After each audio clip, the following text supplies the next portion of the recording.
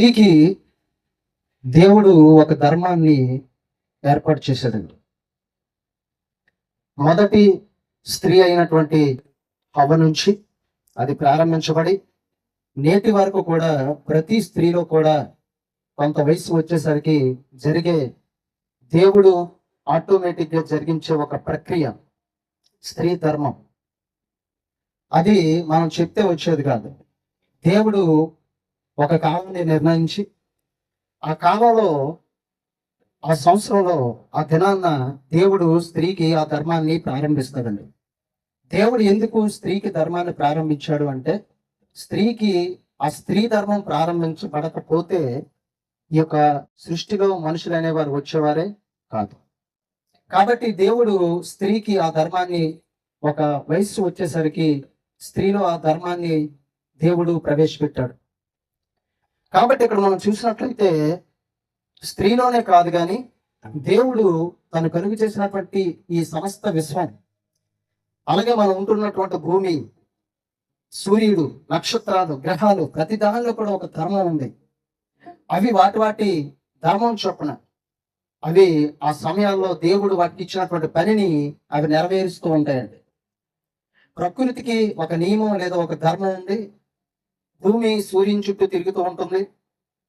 అలాగే భూమిలో దేవుడు అనేకమైనటువంటి కాలాలను ఏర్పాటు చేశాడు. వేసవి కాలం అని, వర్షాకాలం అని, శీతాకాలం అని. వేసవి కాలంలో కొన్ని రకాలైనటువంటి పంటలు పండుతాయి, ఫలాలు పండుతాయి. అలాగే శీతాకాలంలో కొన్ని రకాలైనటువంటి ఫలాలు పండుతాయి, వర్షాకాలంలో కొన్ని రకాలైనటువంటి ఫలాలు పండుతాయి. అవి మనం చెప్పకుండానే ఆ సమయం వచ్చేసరికి ఆ చెట్లలో పూత వచ్చి అవి ఫలించడం అనేటువంటిది జరుగుతుంది. అది మనం చెప్పితే పూత రాదు. ఆ సమయానికి, ఆ కాలానికి దేవుడు దానిలో పూతని, ఆ చెట్టులో పూతని అనుగ్రహిస్తానండి. అలాగే దేవుడి విశ్వంలో, భూమిలో, ప్రకృతిలో, మనిషిలో, ప్రతి దానిలో కూడా ఒక ధర్మాన్ని ఏర్పాటు చేశాడు. ఆ ధర్మం ఆ సమయం వచ్చేసరికి, ఆ కాలం వచ్చేసరికి ఆటోమేటిక్గా అది జరిగిపోతూ ఉంటుంది. అలాగే స్త్రీకి కూడా దేవుడు ఒక ధర్మాన్ని ఏర్పాటు చేశాడు. ఆ ధర్మం 11 సంవత్సరాలు లేదా 12, 13, 14 సంవత్సరాల వయసు వచ్చేసరికి స్త్రీలో ఆ యొక్క ధర్మం అనేటువంటిది, స్త్రీ ధర్మం అనేటువంటిది ప్రారంభించబడుతూ ఉంటుందండి. అదంతా కూడా కేవలం దేవుని ఉద్దేశం, అదంతా కూడా కేవలం దేవుని ప్రణాళిక, అదంతా కూడా కేవలం దేవుని చిత్తం. ప్రతి ఒక్క స్త్రీలో కూడా ఆ ధర్మం అనేటువంటిది ఏర్పాటు చేశాడు, లేదా ఆ విధిని ఏర్పాటు చేశాడండి. అయితే ఈ యొక్క స్త్రీ ధర్మం ఏర్పాటు చేయబడినటువంటి లాస్య విషయంలో మరి దేవుడు అప్పారావుకి, విజయకి మొదటి బహుమతిగా దేవుడు లాస్యాన్ని అనుగ్రహించి ఇంతవరకు కూడా తను బాల్య జీవితాన్ని గడిపింది. కానీ ఎప్పుడైతే దేవుడు తనకి స్త్రీ ధర్మాన్ని ప్రారంభింపజేశాడో ఆ రోజు నుంచి కూడా ఆమె యవ్వన దశలోనికి అడుగుపెట్టింది. యవ్వన దశలోనికి అడుగుపెట్టింది. యవ్వన దశలోనికి అడుగుపెట్టినటువంటి ఆ సహోదరిని తల్లిదండ్రులు ఏ విధంగా పెంచాలి, దేవుని కొరకు ఏ విధంగా దేవునిలో ముందుకి నడిపించాలి అన్నటువంటి విషయాల్ని మనం చూసినట్లయితే, చూసే ముందు ఒక సందర్భాన్ని చూసి మనం ఆ యొక్క విషయంలో మనం వెళ్దామండి. ఆదికాండం 18వ అధ్యాయం 11వ వచనం. అబ్రహామును శారయిను బహుకాలం గడిచిన వృద్ధులై ఉండిరి, స్త్రీ ధర్మము శారాకు నిలిచిపోయిను. చూడండి, స్త్రీ ధర్మాన్ని దేవుడు శారాకి యవ్వన కాలంలో అనుగ్రహించాడు, ప్రారంభింపజేశాడు. కొంత వయసు వచ్చేసరికి ఆమె ముసలావిడ అయిపోయేసరికి, వృద్ధురాలు అయిపోయేసరికి ఆమె యొక్క స్త్రీ ధర్మం ఏమైపోయిందట? నిలిచిపోయింది. ఇది ప్రతి స్త్రీలో కూడా జరిగే విషయమేనండి. దేవుడు యవ్వన దశలోకి వచ్చేటప్పుడు స్త్రీ ధర్మాన్ని ప్రారంభింపజేస్తాడు. కొంత వయసు అయిపోయాక ఒక 40, 50, 60 సంవత్సరాలు వచ్చేసరికి స్త్రీలో ఆ ధర్మం నిలిచిపోతాయి. ఇక్కడ శారా కూడా వృద్ధురాలు అయిపోయింది, స్త్రీ ధర్మం నిలిచిపోయిందండి. స్త్రీ ధర్మం నిలిచిపోయింది. స్త్రీ ధర్మాన్ని ప్రారంభింపజేసింది దేవుడే. కొంతకాలం వచ్చేసరికి స్త్రీకి ఆ ధర్మాన్ని ఆపేసేది కూడా దేవుడే. ఇది దేవుని యొక్క నియమం, ఇది దేవుని యొక్క నియమం ఉంది. కాబట్టి ఈరోజు లాస్య యవన దశలో అడుగు పెట్టింది. స్త్రీ ధర్మం ప్రారంభించబడినటువంటి దినాలు ఇవి. ఎందుకు దేవుడు స్త్రీ ధర్మాన్ని ప్రారంభిస్తున్నాడు అని అంటే ఆయన ఉద్దేశం నెరవేర్చబడ్డాడు. భూమి మీద ఆయన సంకల్పం నెరవేర్చడానికి, భూమి మీద ఆయన అనుకున్నటువంటి దానిని దేవుడు చూడటానికి దేవుడు స్త్రీ ధర్మాన్ని ప్రారంభింపజేస్తాడు. అయితే ఈ స్త్రీ ధర్మం ప్రారంభించబడినటువంటి ఈ లాస్య విషయంలో తల్లిదండ్రులు ఏ విధమైనటువంటి జాగ్రత్తను తీసుకోవాలి? ఒక లాస్య విషయంలోనే కాదు కానీ మరి ఇక్కడ ఉన్నటువంటి తల్లిదండ్రులు వారి యొక్క కుమార్తెల విషయాల్లో ఏ విధమైనటువంటి జాగ్రత్తలు తీసుకోవాలి వాక్యానుసారంగా అన్న విషయాన్ని మనం ఆలోచన చేయగలిగినట్లయితే అపొస్తలుల కార్యాలు 21వ అధ్యాయం 7వ వచనం నుంచి, మేము తూరు నుండి చేసిన ప్రయాణం ముగించి తొలెమాయికి వచ్చి సహోదరులను కుశలమడిగి వారి యొద్ద ఒక దినం ఉంటిమి. మరునాడు మేము బయలుదేరి కైసరియకు వచ్చి 7గురిలో ఒకడును సువార్తికుడినైన ఫిలిప్పు ఇంట ప్రవేశించి అతని యొద్ద ఉంటిమి. కన్యకలుగా ఉన్న 4 కుమార్తెలు అతని కుండిరి, వారు ప్రవచించువారు. అందరూ జాగ్రత్తగా వాక్యం వినాలండి, అందరూ జాగ్రత్తగా వాక్యం వినాలి. అపొస్తలుడైనటువంటి పౌలు సువార్తను ప్రకటించుకుంటూ అనేక ప్రాంతాలు, పట్టణాలు, అనేక దేశాలు సువార్తను ప్రకటించుకుంటూ తూరు నుంచి ప్రయాణం చేసి తొలెమాయి అనబడినటువంటి ప్రాంతానికి వచ్చారు. ఆ తర్వాత మర్నాడు ఏం చేశారంటే అక్కడ నుండి బయలుదేరి కైసర్య అనబడినటువంటి ప్రాంతానికి వచ్చారండి. ఆ కైసర్యలో ఒక వ్యక్తి ఉన్నాడు. అతని పేరు ఏం పేరు అంటే ఫిలిప్పు. అతని పేరు ఏం పేరండి? ఫిలిప్పు. మరునాడు మేము బయలుదేరి కైసర్యకు వచ్చి 7గురిలో ఒకడును సువార్తికుడైన ఫిలిప్పు ఇంట ప్రవేశించి అతని యొద్ద ఉంటుంది. మరునాడు కైసర్యకు వచ్చారు పౌలు, అతని యొక్క టీం అందరూ కూడా సువార్త పనిలో, దేవుని పరిచర్యలో భాగంగా కైసర్యకు వచ్చి సువార్తను ప్రకటించడానికి, దేవుని మాటలు చెప్పడానికి వచ్చినప్పుడు ఆ కైసర్యలో ఫిలిప్పు అనబడినటువంటి ఒక వ్యక్తి ఉన్నాడండి. అతను సువార్తికుడు, 7గురిలో ఒకడు అనే మాటలు వ్రాయబడ్డాయి. అతనికి ఎంతమంది పిల్లలు ఉన్నారట, ఎంతమంది కుమార్తెలు ఉన్నారని రాయబడిందండి? 4 కుమార్తెలు ఉన్నారు. 4. ఈరోజు మనకు ఒక్క కుమార్తె పుడితే ఎంతో చింతపడిపోతాం, ఎంతో దిగులు పడిపోతాం, ఎంతో ఆవేదన చెందిపోతాం. కొడుకు పుట్టాలనే కోరుకుంటారు 24 గంటలు. కూతురు పుడితే నిరాశ నిస్పృహలు వచ్చేస్తాయి. కానీ ఇక్కడ ఫిలిప్కి ఎంతమంది కుమార్తెలు తెలుసండి? 4 కుమార్తెలు. అయినా ఏ రోజు కూడా ప్రభువా నాకెందుకు 4 కూతుర్లు ఇచ్చావు, వీళ్ళని ఎలా పెంచాలి, ఎలా పోషించాలి, ఎలా పెళ్లిళ్ళు చేయాలి, వీరి యొక్క స్త్రీ ధర్మాన్ని ఎలా నేను జరిపించాలి, అంత స్తోమత నాకు ఎక్కడిది అని దేవుణ్ణి ఏ రోజు కూడా ఫిలిప్ అడగలేదండి. ఏ రోజు కూడా ఫిలిప్ దేవుణ్ణి అడగలేదు. 4 కూతుర్లు ఉన్నా సరే దేవుని మహింపరిచాడు, దేవుని పని చేస్తున్నాడు, దేవుని కొరకు బ్రతుకుతున్నాడు. పైగా ఆ 4 కుమార్తెలు కూడా ఎలా తయారు చేశాడో తెలుసా? 4 కూడా ప్రవచించేవారు. 4 కూడా ఎలాంటి వారండి? ప్రవచించేవారు. చూడండి, తల్లికి ఒక 3 కొడుకులు లేదా ఒక 2 కూతురు పుట్టారు అనుకోండి, అందరూ ఒకలాగా ఉండరు, అందరూ ఒకలాగా చదువుకోరు, కొందరు జీవితాలు బాగుంటాయి, కొందరు జీవితాలు బాగోవు. అందరూ కొంతమంది తల్లిదండ్రులకు లోబడతారు, కొంతమంది తల్లిదండ్రులకి లోబడరు. అందరూ కొంతమంది తల్లిదండ్రులు చెప్పిన మాట వింటారు, కొంతమంది తల్లిదండ్రులు చెప్పిన మాట వినరు. కానీ ఈ ఫిలిప్కి 4 కూతుర్లు ఉన్నా సరే ఈ 4 కూతుర్లు బట్టి దేవుని మహింపరిచాడు. ఏ రోజు కూడా చింత, ఆవేదన, దుఃఖము, వేదన అతని జీవితంలో కలగలేదు. అయ్యో ప్రభువా నాకు ఒక్క కొడుకునైనా ఎందుకు ఇవ్వలేదని ఏ రోజు అడగలేదండి. 4 కూతుర్లు బట్టి కూడా దేవుని మహింపరుస్తూ ఏ రోజు కూడా దేవుని పని ఆపకుండా, దేవుని సువార్తను ఆపకుండా సువార్త పనిలో పాలు పంపులు పొందుతున్నటువంటి ఫిలిప్పు 4 కూతుర్లు ఎలా పెంచాడో తెలుసా? 4 కూతుర్లు కూడా ప్రవచించేవారు. 4 ప్రవచించేవారే. అందులో ఎవరు మిస్ అయిపోలేదు. ఒక వ్యక్తి కూడా, ఒక కుమార్తె కూడా మిస్ అయిపోలేదు. 4 ప్రవచించేవారే. ఈ విషయాన్ని మనం ఆలోచన చేసినట్లయితే, ఈ విషయాన్ని ఆలోచన చేసే ముందు అసలు ఫిలిప్పును గురించి మనం కొన్ని విషయాలు నేర్చుకోవాలి. ఫిలిప్పు ఏం చేసేవాడో, అతను ఎలాంటి వాడో కొన్ని విషయాలు మనం నేర్చుకోవాలండి. అదే అపోస్తలుల కార్యాలు 6వ అధ్యాయం 3వ వచనం నుంచి. కాబట్టి సహోదరులారా, ఆత్మతోనూ జ్ఞానముతోనూ నిండుకొని మంచి పేరు పొందిన 7 మనుషులను మీలో ఏర్పరచుకొనుడి. మేము వారిని ఈ పనికి నియమింతుము. అయితే మేము ప్రార్థన యందు, వాక్య పరిచర్య యందు ఎడతెగక ఉందమని చెప్పిరి. ఈ మాట సమూహం అంతటికి ఇష్టమైనందున, చూడండి జాగ్రత్తగా చూడాలంటే, వారు విశ్వాసముతోనూ పరిశుద్ధాత్మతోను నిండుకొనిన వాడైన స్టెఫను. చూడండి, రెండో పేరు ఏం పేరు ఉందండి? ఫిలిప్పు. రెండో పేరు ఏం పేరు ఉందండి? ఫిలిప్. వీళ్ళు ఎంతమంది అంటే 7 టీంని ఏర్పాటు చేశారండి.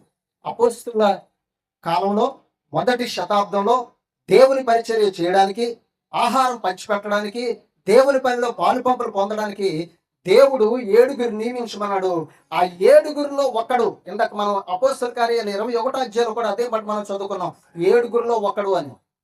కాబట్టి ఈ ఫిలిప్పు ఎలాంటి వాడు అని ఇక్కడ మనం చూసే దేవుని యొక్క వాక్యం సెలవిస్తూ ఉందనంటే, ఎలాంటి మనుషుల్ని ఏర్పాటు చేయమని దేవుడు చెప్తున్నాడంటే, ఆత్మతోనూ జ్ఞానముతోనూ నిండుకొని మంచి పేరు పొందిన 3 విషయాలు ఇక్కడ ఉన్నాయండి. ఫిలిప్, ఈ దేవుడు ఏర్పాటు చేసుకున్నటువంటి 7 ఎలా ఉండాలట? ఆత్మతో నింపబడాలట, జ్ఞానముతో నింపబడాలట, మంచి పేరుని సంపాదించుకోవాలట. మంచి పేరుని సంపాదించుకోవాలి. ఈ 3 క్వాలిటీస్ ఉండాలి.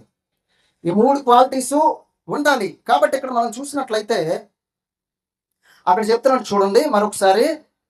కాబట్టి సహోదరులారా, ఆత్మతోనూ జ్ఞానముతోనూ నిండుకొని మంచి పేరు పొందిన 7 మనుషులను మీలో ఏర్పాటు చేసుకోండి. అంటే 7 కూడా ఎలాంటి క్వాలిటీస్ ఉండాలంటే, ఆత్మతో నింపబడాలి, వాక్యం అనే జ్ఞానంతో నింపబడాలి, మూడవదిగా మంచి పేరు ఉండాలి. ఈ 3 ఉంటేనే ఆ 7 ఉండడానికి అర్హులు. లేకపోతే అర్హత లేదండి. లేకపోతే దేవుని పరిచర్య చేయడానికి వారు అర్హులు కాదు. దేవుని పనిలో పాలుపంపులు పొందడానికి వారికి యోగ్యత లేదు. అలాంటి 7 సెలెక్ట్ చేశారు. అందులో ఫిలిప్పు 2వ వాడిగా మనం చూడగలుగుతూ ఉన్నామండి. ఇప్పుడు 5వ వచనంలో చూసినట్లయితే, ఈ మాట జన సమూహం అంతటికి ఇష్టమైనందున వారు విశ్వాసముతోనూ పరిశుద్ధాత్మతోనూ నిండుకున్న వాడైన స్టెఫను, ఫిలిప్పు అనే మాట చూడండి. అంటే ఫిలిప్పు విశ్వాసంతో నిండుకున్నటువంటి వాడు, అలాగే పరిశుద్ధాత్మతో నిండుకున్నటువంటి వాడు అంట. అంటే ఇక్కడ మనకు అర్థం అవ్వాల్సిన విషయం ఏంటంటే, ఫిలిప్పు దేవుని పరిచర్యలు ఉపయోగపడుతున్నటువంటి వ్యక్తి. అతను ఎలాంటి లక్షణాలు ఉన్నాయంటే, ఆత్మతో నిండుకున్న వ్యక్తి, వాక్యం అనే జ్ఞానంతో నిండుకున్నటువంటి వ్యక్తి, పరిశుద్ధాత్మతో నిండుకున్నటువంటి వ్యక్తి, విశ్వాసంతో నిండుకున్నటువంటి వ్యక్తి, మంచి పేరును పొందుకున్నటువంటి వ్యక్తి. ఇన్ని క్వాలిటీస్ ఈ సువార్తికుడైనటువంటి ఫిలిప్పులో ఉన్నాయండి. 7 ఏర్పాటు చేసుకున్నారు కదా. ఇప్పుడు మరలా ఒకసారి అపోస్తల కార్యాలు 21 అధ్యాయంలో చూద్దాం. అపోస్తల కార్యాలు 21 అధ్యాయం 8వ వచనం. మరునాడు మేము బయలుదేరి కైసరియకు వచ్చి 7 చూసారండి. 7 అంటే ఏ 7? ఎవరైతే ఆత్మతో జ్ఞానముతో నిండుకొని మంచి పేరు పొంది విశ్వాసంతోనూ పరిశుద్ధాత్మతోనూ నిండుకున్నటువంటి 7 ఒకడైనటువంటి సువార్తికుడైనటువంటి ఫిలిప్ ఇంటిలోనికి అపోస్తులైనటువంటి పౌలు, అతని యొక్క టీం అందరూ కూడా వచ్చారటండి. ఫిలిప్ యుద్ధం ఉన్నారట. 9వ వచనంలో మనం చూసినట్లయితే, కన్యకలుగా ఉన్న 4 కుమార్తెలు అతనికి, ఇంకా వాళ్ళకి పెళ్లి అవ్వలేదండి.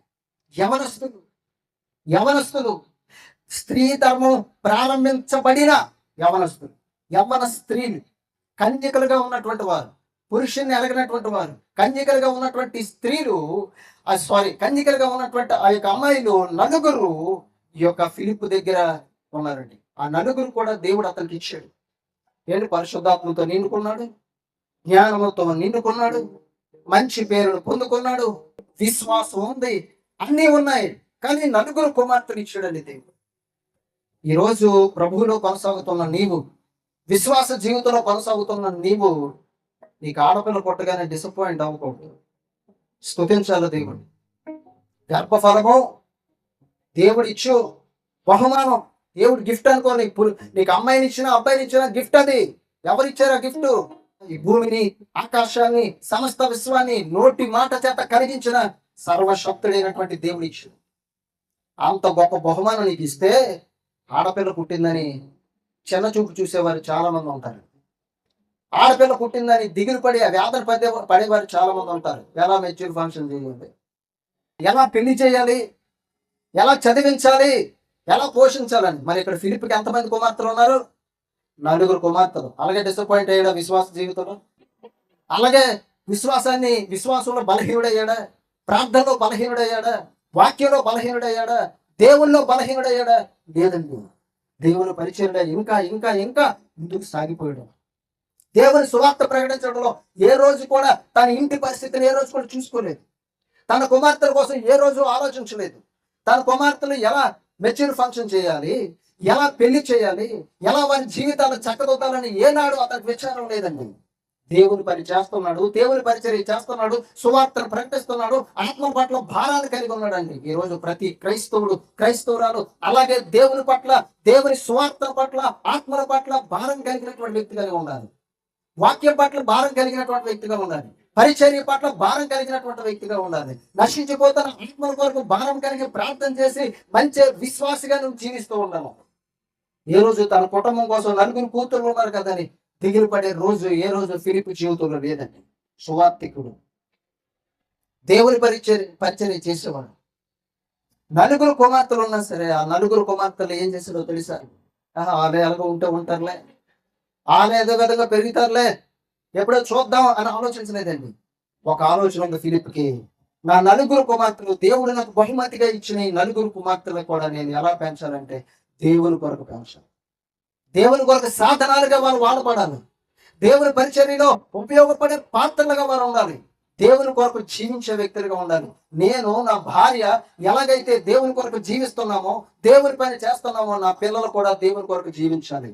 నా పిల్లలు కూడా దేవుని పనిలో ఉపయోగపడాలి.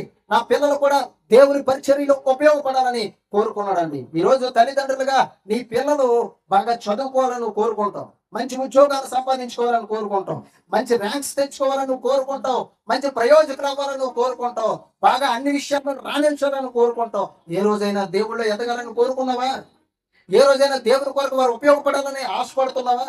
ఏ రోజైనా దేవుని కొరకు వారు జీవించాలని, దేవుని పరిచర్య బలంగా చేయాలని, దేవుని కొరకు వారు ఉపయోగపడే సాధనాలుగా మలచబడాలని ఏ రోజైనా నీ జీవితంలో ఆలోచిస్తున్నావా? ఫిలిప్ ఆలోచించలేదు. లోక సంబంధంగా ఆలోచించలేదు. లోకపరంగా వారు ఏదో గొప్పలైపోవాలన్న కోరికలు ఫిలిప్లో లేవండి. వారు గొప్పలు అవ్వాలన్నది దేవుని దృష్టిలో గొప్పలు అవ్వాలి అని కోరుకుంటారు. దేవుని దృష్టిలో వాళ్ళు ఉన్నతులుగా నిలబడాలన్నది ఫిలిప్ యొక్క ఉద్దేశం అండి. అందుకే నలుగురు కుమార్తెలు కూడా ఏమయ్యారో తెలుసా? తమ యవ్వన కాలంలోనే కన్యకలుగా ఉన్నప్పుడే ప్రవచించువారుగా మారిపోయారు. అలా మారారంటే దాని వెనకాతల ఫిలిప్ భార్య యొక్క కృషి ఎంత ఉందో మీరు అర్థం చేసుకోవాలి. ఊరికినే ప్రవచించేవారుగా మారిపోరు. దేవుడు ప్రవచించే వరాన్ని ఊరికి ఇచ్చేస్తాడంటే ఎవరికి పడతానికి? దేవుడు ఫిలిప్ సువార్తికుడు కదా, ఫిలిప్ నా పని చేస్తున్నాడు కదా, అతని కూతురికి ప్రవచించే వరాన్ని ఇచ్చేస్తాడా దేవుడు? ఇవ్వడండి. ఆ ప్రవచించే పరిస్థితికి వాళ్ళు వచ్చారంటే ఫిలిప్ యొక్క భార్య ఆ పిల్లల కోసం ఎన్ని రోజులు ప్రార్థన చేసి ఉంటారు. ఫిలిప్ యొక్క భార్య ఆ పిల్లలు దేవుల్లో నడిపించడానికి ఎంత ప్రయాసపడి ఉంటారండి. వాళ్ళు దేవుని సన్నిధిలో ఎన్ని దినాలు మోకరింపజేసి ఉంటారండి. వారు దేవుని సన్నిధిలో ఎంతసేపు దేవుని సన్నిధిలో గడిపేటట్లు చేసి ఉంటారో మీరు అర్థం చేసుకుంటారు. అంతసేపు అన్ని విధాలుగా తమ నలుగురు కుమార్తెలు కూడా లోకంలో పడిపోకుండా, పాపంలో పడిపోకుండా, లోకాశంలో జీవించకుండా కన్యకులుగా ఉన్నారు, పరిశుద్ధులుగా ఉన్నారంటే వారి కృషి, తల్లిదండ్రుల కృషి ఎంతో ఉందండి దాని వెనకాతల. ఈరోజు నీ పిల్లల గురించి నువ్వు పట్టించుకునే స్థితిలో ఉంటున్నావు. నీ పిల్లలు దేవుడి దగ్గరికి వచ్చినా రాకపోయినా, సండే స్కూల్కి వచ్చినా రాకపోయినా, ఆదివారం ఆరాధనకు వచ్చి రాకపోయినా వాళ్ళే వస్తారులే, తర్వాత వాళ్ళే దేవుణ్ణి ప్రార్థన చేస్తారులే, మేము ఎలాగ దేవుణ్ణి నమ్ముకున్నాం కదా వాళ్ళేటి పోతారని నువ్వు అనుకుంటున్నావేమో. ఒక రోజు నీ పిల్లలు నీ మాట వినకుండా నేను తృణీకరించే రోజు ఒకటి వస్తుంది. దేవుడి దగ్గర నువ్వు రమ్మని పిలిచినా నేను రాను అని చెప్పే రోజు ఒకటి వస్తుంది. నువ్వు పిల్లలు కానీ పట్టించుకోకపోతే. వారి చిన్నతనం నుండి యవన దశలోకి వచ్చిన వరకు కూడా, దేవుళ్ళు నడిపించే వరకు కూడా నువ్వు వారిని ప్రోత్సహిస్తూ ఉండాలి. అందుకే దేవుడు ఏం చెప్పాడో తెలుసా? నీ దేవుని యొక్క ఆజ్ఞలో నీ హృదయం అందు నువ్వు భద్రపరుచుకొని, నీ పిల్లలు నువ్వు ఇంట నడిచినప్పుడు, కూర్చున్నప్పుడు, పడుకున్నప్పుడు, లేచినప్పుడు వాటిని నీ పిల్లలకు నువ్వు చెప్పాలి అని చెప్పాడండి. అలా చెప్పితేనే వాళ్ళు దేవుళ్ళు ఎదుగుతారండి. చిన్నప్పుడు యవ్వన కాలం వచ్చేసరికి దేవుని నుండి తొలగిపోరండి. వాళ్ళు దేవుని నుండి తొలగిపోరు. అదే చిన్నప్పటి నుండి దేవుని కోసం వాళ్ళు పట్టించుకోవడం మానేస్తే యవ్వన దశలోకి వచ్చేసరికి నీ మాటే వినరావు, అసలు చర్చకే రారు, వాక్యం దగ్గర కూర్చోరు, దేవుని సన్నిధిలో దేవుని ఆరాధించరు. లోకాశంలో లోకంలో పడిపోయి రక్షణ కోల్పోయి ఉండే స్థితి వస్తుంది, నాశనం అయిపోయే స్థితి వస్తుంది. ఆ రోజు నువ్వు మోకరించి ప్రార్థన చేస్తావు ప్రభు దగ్గర, ప్రభువా నా కుమార్తెను మార్చునాయన, ప్రభువా నా కుమారుని మార్చునాయన, లోకంలో పడిపోయాడు ప్రభువా, లోకంలో పడిపోయింది నాయన నా కుమార్తె, ప్రభు ఒకసారి రక్షించిన ఆయన, కనికరించి ప్రభు అంటే దేవుడు నిన్ను చూసి నవ్వుతాడండి. ఎందుకో తెలుసా? నీ ప్రార్థన వినడు దేవుడు అప్పుడు. ఎందుకంటే నీకు బాధ్యతనిచ్చాడు చిన్నప్పుడే నువ్వు వాడిని దేవుళ్ళో పెంచాలి. యవ్వన దశకు వచ్చేంత వరకు నువ్వు పెంచాలి వాళ్ళని.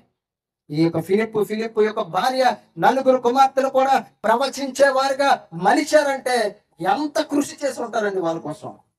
తమ పిల్లల కోసం ఎంత వాళ్ళు కేర్ తీసుకుని ఉంటారు. ఏంటి, పిల్లలకు బాగోపోతే మనం కేర్ తీసుకుంటాం, పిల్లల ఎడ్యుకేషన్ విషయంలో మనం కేర్ తీసుకుంటాం, వారి యొక్క భవిష్యత్తు విషయంలో కేర్ తీసుకుంటాం, వారి పెళ్లి విషయంలో కేర్ తీసుకుంటాం, వారికి కావలసిన ప్రతి విషయంలో మనం కేర్ తీసుకుంటాం. ఈరోజు చాలా మంది తల్లిదండ్రులు, క్రైస్తవులు, మీరు మీ పిల్లలు దేవుళ్ళు ఎదుగుతున్నారో లేదో కేర్ తీసుకోండి. ఫస్ట్ ఆఫ్ ఆల్ మీరు చెక్ చేయవలసింది దేవునిలో ఎదుగుతున్నారో లేదో మీరు కేర్ తీసుకోవాలి. లేదంటే ఒక రోజు దేవునికి దూరం అయిపోయి, వాక్యానికి దూరం అయిపోయి, దేవుని సన్నిధికి దూరం అయిపోయి, లోకంలో లోకాశలో కలిసిపోయి అసలు దేవుడే మా కొద్దని తృణీకరించే రోజు ఒకటి రాబోతుందండి. పాత నిబంధనలు మనం చూసినట్లయితే దేవుడేమో తమ పిల్లలకు కూర్చున్నప్పుడు, నడిచినప్పుడు, త్రోవని నడిచేటప్పుడు, పడుకున్నప్పుడు, లేచినప్పుడు నా మాటలు చెప్పండి, బోధించండి అని చెప్తే కొంతకాలం చెప్పారండి, కొన్ని తరాలు చెప్పారట. కానీ కొంత తరం మారిపోయిన తర్వాత మనం చూసినట్లయితే ద్వితీయోపదేశ కాండంలో అసలు దేవునిని ఎరగని తరం ఒకటి వచ్చిందట. అసలు దేవుడే తెలియదు ఎవరు, అసలు దేవుడి కోసం వెళ్ళలేదు ఎప్పుడు వాళ్ళు, దేవుని కార్యాలు ఎప్పుడు వాళ్ళు తెలుసుకోలేదు, దేవుని ఎరగని ఒక కొత్త తరం వచ్చిందట. ఈరోజు ప్రస్తుతం ఉన్న జనరేషన్ అలాగే ఉంటుంది. దేవుడు అవసరం లేని తరం ఇది, దేవుని కోసం బ్రతకలేని తరం ఇది, దేవుని ఆరాధించలేని తరం ఇది, దేవుని ఆరాధించలేని జనరేషన్ ఇది. లోకం కోసం ఎంతైనా గడుపుతారు, లోకాసం కోసం ఎంతసేపు అయినా గడుపుతారు, లోకంలో విషయాల కొరకు ఎంత ప్రయాసమైనా పడతారు. కానీ దేవుని సన్నిధికి వచ్చి ఒక అరగంట కూర్చోలేదు, దేవుని సన్నిధికి వచ్చి ఒక గంట వాక్యాలను ఆలకించలేరండి, దేవుని సన్నిధికి వచ్చి ఒక గంట మోకరించి ప్రార్థన చేయలేరండి. ఎందుకో చెప్పమంటారా? దేవునికి వాళ్ళకి మధ్య దూరం పెరిగిపోయింది, దూరం పెరిగిపోయింది. దానికి కారణం ఎవరో చెప్పంటారు? తల్లిదండ్రులు అండి. పిల్లలు పట్టించుకోవట్లేదు. ఈ పిల్లలు దేవుళ్ళు ఎదుగుతున్నారు లేదో పట్టించుకోవాల్సినటువంటి బాధ్యత ప్రతి తల్లిదండ్రుల మీద. ఫిలిప్పు అతని భార్య నలుగురు కుమార్తెలు కూడా చాలా జాగ్రత్తగా పెంచారంట, చాలా జాగ్రత్తగా పెంచారు. వారు దేవుని కొరకు ఉపయోగపడే సాధనాలుగా మార్చబడ్డారు. నలుగురు ప్రవచించేవారనండి, ఒకరిద్దరు కాదు, నలుగురు ప్రవచించారు. నలుగురు అలా తీర్చిదిద్దాలంటే దాని వెనకాతల తల్లిదండ్రుల ప్రయాస, కష్టం, శ్రద్ధ ఎంత ఉందో మనం అర్థం చేసుకోవాలండి. ఈరోజు నీ పిల్లల వల్ల అంత శ్రద్ధ, అంత ప్రయాసం నీకు ఉండాలి. అప్పుడే వారు దేవుని కొరకు ఉపయోగపడే సాధనాలుగా ఉంటారు. సమూయేలుని పాలు మానిపించిన వెంటనే దేవుని సన్నిధిలో హన్నా వదిలేసింది. నేను ఒక 5 సంవత్సరాలు వదిలేయాలంటే తల్లి మనసు ఎలా ఉంటుందో తెలుసు. ఒక 5 సంవత్సరాలకి దేవుని దగ్గర పూర్తిగా వదిలేయాలి అంటే వారుండే ఏరియా వేరు, వీరుండే ఏరియా వేరు. ఎంత కష్టంగా ఉంటుందంట. అసలు 5 సంవత్సరాలు అప్పుడు తల్లిదండ్రులు విడిచిపెట్టి ఉంటున్నటువంటి ఆ పిల్లడు ఎలా ఉంటాడు చెప్పండి? ఉండగలదా? ఎంత కష్టం ఉంటుంది, ఎంత పెయిన్ ఉంటుంది. అదంతా కూడా భరించారు కాబట్టి, దేవుల్లో చిన్నప్పటి నుండి పెంచింది కాబట్టి ఒకరోజు సమూయేలు ఇశ్రాయేలు ప్రజలంతటికీ కూడా ఏమయ్యాడో తెలుసా? ప్రవక్తగా మారిపోయింది. దేవుని కోసం నువ్వు ప్రయాస పడితే, దేవుని కోసం నీ పిల్లల్ని నువ్వు పెంచడంలో నువ్వు ప్రయాసపడితే, వారు యవనస్తులుగా మారినప్పుడు దేవుని చేతిలో బలమైన బాణాలుగా వాడబడతారు, బలమైన సాధనాలుగా వాళ్ళు వాడబడతారు. బలమైన సాధనాలుగా వాడబడతారు. అంతకుముందు తల్లిదండ్రులు ఏం చేయాలో తెలుసా? మీకు ఏముండాలి? విశ్వాసం ఉండాలి. ప్రతి తల్లిదండ్రులు ప్రార్థన జీవితం ఉండాలి. దేవుని వాక్యం అనే జ్ఞానం చేత మీరు నింపబడాలి. మీలోనే వాక్యం లేకపోతే, మీలోనే ప్రార్థన లేకపోతే, మీలోనే భక్తి లేకపోతే, మీలోనే సమాధానం లేకపోతే మీరెక్కడ పెంచుతారు మీ పిల్లలు దేవుళ్ళు? మీరెక్కడ దేవుళ్ళు ఎదిగించగలరు? వాళ్ళు మీరెక్కడ వారిని దేవుని చేతిలో వాడబడే పాత్రలుగా మలచగలరు? ఇప్పుడు నలుగురు కూడా ప్రవచిస్తున్నారంటే వాళ్ళు దేవుని చేతిలో ఏం చేయబడుతున్నారంటే, వాడబడుతున్నారు నలుగురు. ఎంత గొప్ప విషయం అంటే, ఎంత గొప్ప విషయం. దేవుని చేతిలో పాత్రలుగా, దేవుని చేతిలో సాధనాలుగా, దేవుని చేతిలో పనికొచ్చే పాత్రలుగా, పనిముట్టులుగా వాళ్ళు ఉపయోగపడుతున్నారంటే ఎంత గొప్ప విషయం అండి. ఫిలిప్ ఎంత సంతోషపడిపోయి ఉంటుంది. ఫిలిప్ భార్య ఎంత ఆనందపడిపోయి ఉంటుంది. నా నలుగురు కుమార్తెలు కూడా ప్రవచించేవారు. ప్రవచనం అంటే ఏంటి? జరిగిపోయిన విషయాలు, జరగబోయే విషయాలు కూడా చెప్పేదే ప్రవచనం. ఏంటి ఎంత రెస్పెక్ట్ ఇచ్చి ఉంటారు నలుగురు అమ్మాయిలు చెప్పండి. ప్రవచిస్తున్నారు ప్రవచిస్తున్నారు ప్రవచించేటప్పుడు ఎంత వచ్చినటువంటి వాళ్ళు వాళ్ళ గురించి ప్రవచించడం మొదలు పెట్టారు అనుకోండి, ఎంత భయపడతారు చెప్పండి. ఆ నలుగురు గురించి ఎంత రెస్పెక్ట్ ఇస్తారు చూడండి. అంతగా తీర్చిదిద్దారండి ఫిలిప్ యొక్క భార్య. అంత తీర్చిదిద్దారు ఆ నలుగురు కుమార్తెలు కూడా. ఈరోజు మీ పిల్లల్ని అంతగా తీర్చిదిద్దారు దేవుళ్ళు. అప్పుడే ఒక రోజు దేవుని చేతిలో బలమైన సాధనాలుగా, పాత్రలుగా మీ పిల్లలు ఉపయోగపడతారు. భయభక్తులు కలిగి ఉండాలంటే దేవుళ్ళు. చూడండి ఒకసారి కీర్తన గ్రంథం 128వ కీర్తన మొదటి 3 వచనం. అంతకుముందు 127లో 3 నుంచి చదువు. కుమారులు యెహోవా అనుగ్రహించి స్వాస్థ్యము, గర్భఫలం ఆయన ఇచ్చి బహుమానమే. యవన కాలమందు పుట్టిన కుమారులు బలవంతుని చేతిలో బాణములు వంటి వారు, వారితో తన అమ్ముల పొద నింపుకొని వాడు ధన్యుడు. అట్టి వారు సిగ్గుపడక గుమ్మములో తమ విరోధులతో వాదించుతారు. ఏంటి నీ పిల్లలు దేవుడు బలవంతుడు అంటే ఎవరో చెప్పమంటారు? ఇక్కడ యేసుక్రీస్తుకి కొన్ని పేర్లు ఉన్నాయండి. ఆశ్చర్యకరుడు, ఆలోచనకర్త, బలవంతుడైన దేవుడు. ఆయన చేతిలో నీ పిల్లలు బాణాలుగా ఉపయోగపడాలంటే నువ్వు వాళ్ళని చిన్నప్పటి నుండి యవ్వన దశకు వచ్చేంత వరకు ఫిలిప్ లాగా వారి మీద శ్రద్ధ, ఫిలిప్ లాగా వారి మీద కేరింగ్ నువ్వు తీసుకొని దేవుళ్ళు వాళ్ళని నడిపించగలిగితే, వాళ్ళ కోసం ప్రయాసపడగలిగితే, వారిని దెబ్బలాడగలిగితే. అంటే మన పిల్లలు ఏదైనా చిన్న చిన్న విషయాలు మనం మాట వినలేనప్పుడు దెబ్బలాడతాం, కొడతాం. కానీ ప్రార్థన చేసినప్పుడు వాళ్ళు చేయలేదు అనుకోండి, మనం ఏమీ అనం. ఆదివారం రాలేదనుకోండి, అస్సలేమనం. వాళ్ళు దేవుని సన్నిధిలో ప్రార్థన చేసి పాటలు పాడి దేవుడిని ఎదగట్లేదు అనుకోండి, అసలు పట్టించుకోం మనం. చూసారా? వాళ్ళు చదవకపోతే దెబ్బలాడతాం. ఒక బాగాలేనప్పుడు ఏదైనా తినకపోయినా టాబ్లెట్ వేసుకోకపోయినా దెబ్బలాడతాం. ఎక్కడైనా ఏదైనా వాళ్ళు చిన్న చిన్న అపరాధాలు, తప్పులు చేస్తున్నప్పుడు దెబ్బలాడతాం. కానీ దేవుని విషయంలో అస్సలు దెబ్బలాడమండి, పట్టించుకోవచ్చు. అందుకేనండి మీ పిల్లలు దేవుళ్ళు ఎదగలేకపోతున్నారు. అందుకేనండి మీ పిల్లలు దేవుని కొరకు బ్రతకలేకపోతున్నారు. అందుకేనండి మీ పిల్లలు దేవుని కొరకు జీవించలేకపోతున్నారండి. బలవంతుడైన యేసుక్రీస్తు చేతిలో నువ్వు పెడితే బలమైన బాణంగా ఆయన వాడుకుంటాడు. కింద చూసినట్లయితే 128లో యెహోవా యందు భయభక్తులు కలిగి ఆయన త్రోవల యందు నడిచేవారు అందరూ ధన్యులు. నిశ్చయముగా నీవు నీ చేతుల కష్టార్జితం అనుభవించదు. నీవు ధన్యుడు, నీకు మేలు కలుగును. నీ లోకిటి నీ భార్య ఫలించు ద్రాక్షవల్లి వలె ఉండును. నీ భోజనపు బల్ల చుట్టూ నీ పిల్లలు ఒలీవ మొక్కల వలె ఉంటారు. నువ్వు దేవుని యందు కొంత భయభక్తులు కలిగి నీ భార్య ఉంటే, నీ భార్య ఫలించే ద్రాక్షవల్లి వలె దేవుని కొరకు ఉపయోగపడితే నీ పిల్లలు ఎలాగుంటారో తెలుసా? ఒలీవ మొక్కలు. ఒలీవ నుండి తీయబడినటువంటి నూనె దీపాన్ని వెలిగించడానికి ఉపయోగించేవారండి ఇశ్రాయేలు. దేవుని సేవలో మోషే ఏర్పాటు చేసినటువంటి ఆ యొక్క దేవుని యొక్క పరిచర్యలో ఉపయోగపడేది. ఈ రోజు నీ పిల్లలు దేవుని పరిచర్యలో ఉపయోగపడాలంటే, దేవుని పరిచర్యలో వెలిగించే దీపాలుగా మారాలంటే, ఒలీవ చెట్ల వలె, ఒలీవ నూనె వలె నీ పిల్లలు ఉపయోగపడాలంటే నువ్వు చిన్నప్పటి నుండి దేవుళ్ళు పెంచాలి. నువ్వు భయభక్తులు కలిగి జీవించాలి. ఫిలిప్పుని చూస్తే చివరిగా నలుగురు కుమార్తెలు కూడా దేవుని కొరకు తయారు చేస్తాడు. ఈరోజు నీ పిల్లలందరినీ అట్టి విధంగా నువ్వు తయారు చేస్తే దేవుడు నీ ద్వారా అనేక కార్యాలని పిల్లల ద్వారా జరిగిస్తాడు.